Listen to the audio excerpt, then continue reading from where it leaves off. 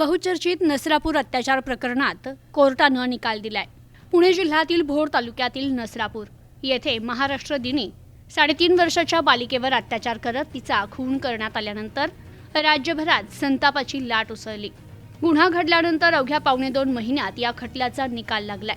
या प्रकरणी भीमराव कांबळे याला अटक करण्यात आली आहे। या प्रकरणाचा निकाल लागला असून पुणे जिल्हा सत्र न्यायालयात विशेष न्यायाधीश एस.आर. साळुंखे यांनी या प्रकरणी निकाल देत आहे। या प्रकरणी आरोपीला दोषी ठरवण्यात आलाय। भीमराव कांबळेला कोणताही पश्चाताप नाहीये, तो दयेच्या लायकीचा नाहीये।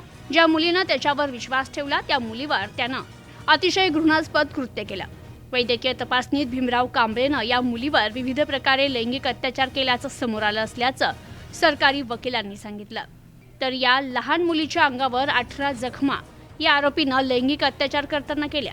समाजात मुली आणि महिलांना सुरक्षित वाटावं याकरिता प्रयत्न केले जात आहेत, मात्र असं कृत्य केलं तर भीती निर्माण होतीये। त्यामुळे या नराधमाला फाशीची शिक्षा देण्यात यावी। आरोपीनं फक्त वाचण्यासाठी हे कृत्य केलंय। पुणे ग्रामीणचे पोलीस अधीक्षक संदीप सिंह गिल हे देखील न्यायालयात आले। सरकारी वकिलांकडून अशाच गंभीर गुन्ह्याच्या खटल्यांचा आणि त्यात सुनावण्यात आलेल्या खटल्यांचा संदर्भ देण्यात येतोय। आरोपीला योग्य शिक्षा न झाल्यास सामान्यांचा न्यायव्यवस्थेवरील विश्वास उडण्याची भीती देखील सरकारी वकिलांनी व्यक्त केली आहे। आरोपीला जास्तीत जास्त शिक्षा सुनावण्यात यावी, जेणेकरून कोणताही गुन्हेगार गुन्हा करताना 4 वेळा विचार करेल अशी मागणीही सरकारी वकिलांनी केली। दरम्यान या सुनावणी दरम्यान न्यायमूर्तींनी भीमराव कांबळे याला दोषी ठरवल्यानंतर त्याला आरोपीच्या पिंजऱ्यात उभं केलं। त्याला न्यायाधीशांनी विचारलं की तुला हा पूर्ण प्रसंग आठवतो का? आता तू सांग, तुला कोणती शिक्षा द्यायची? असा सवाल न्यायाधीशांनी विचारल्यावर त्यावर भीमराव कांबळे यानं पुन्हा आरोप फेटाळले।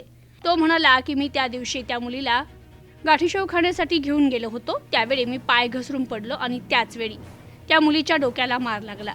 मी तिला शांत करण्याचा प्रयत्न केला, पण ती सारखी ओरडत होती, असं भीमराव कांबळे यानं म्हटलं। यावर न्यायाधीश भीमराव कांबळेला म्हटले की आता तू जे सांगतो तो इतिहास झालाय, तुझ्यावर गुन्हा सिद्ध झालाय, तुला कोणती शिक्षा द्यायला हवी? त्यावर भीमराव कांबळेनं कुठलंच उत्तर दिलं नाही। नंतर न्यायाधीशांनी त्याला खाली बसायला सांगितलं। Bureau report, news today 24।